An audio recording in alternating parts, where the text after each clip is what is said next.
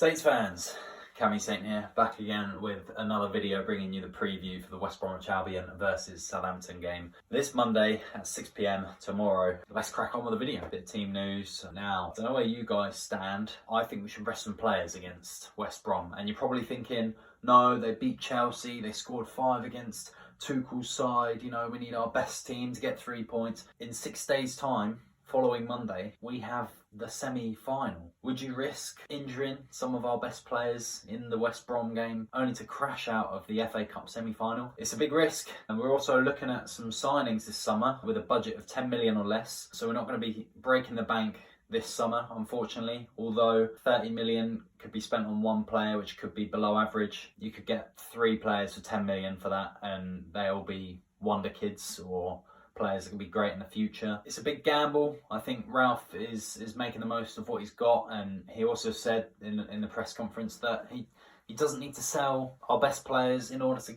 get the funds. He may sell a few, but players within the £10 million region have worked out quite well for us. You look at Ibrahima Diallo, you look at Mohamed Salisu, these players all have come in and played very well, made a great impact. So I think that the £10 million, although it looks very low and you won't be getting a world beater for that price, I think at this moment in time to get these players, to make them great stars is ideal. And you know, we won't be losing so much with, hopefully, when COVID's over, the inflation will go up and we'll get a bit more for them should they decide to move on. That's transfer news out the way. Another bit was that we were looking at Harry Winks to sign in the summer, but he won't come. So let's move on. So, West Bromwich Albion. Last game, they beat Chelsea 5-2. You look at that result, you think Chelsea, eyes on the Champions League, took the foot off the gas, lost a man really early. They had to play for the majority of the game with 10 men. And we, personally, as Saints fans, we know how hard that is to do. We go against them, and it's going to be a good game, a very good game. Let's move on to my predicted lineup. Fraser Forster should just carry on in goal, followed by a back three: Mohamed Salisu,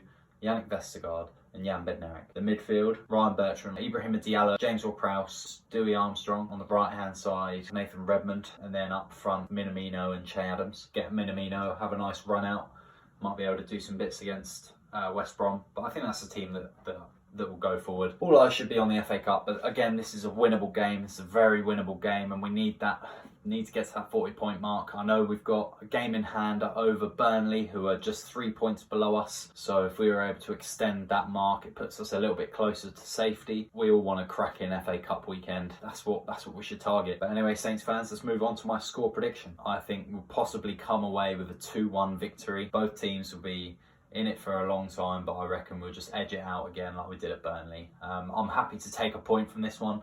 I was happy to come away with 4 points over our next few games, and you know, we've beaten Burnley, which was a team I thought we were going to get a draw against, and now we go up against a team that hopefully we should get 3 points. But at the end of the day, if we only manage to get a point. But anyway, Saints fans, this has been me. This has been Cammy Saint. Thank you for listening to the preview. I'll see you next week when hopefully we do a job against West Brom at the Hawthorns, but let's wait and see.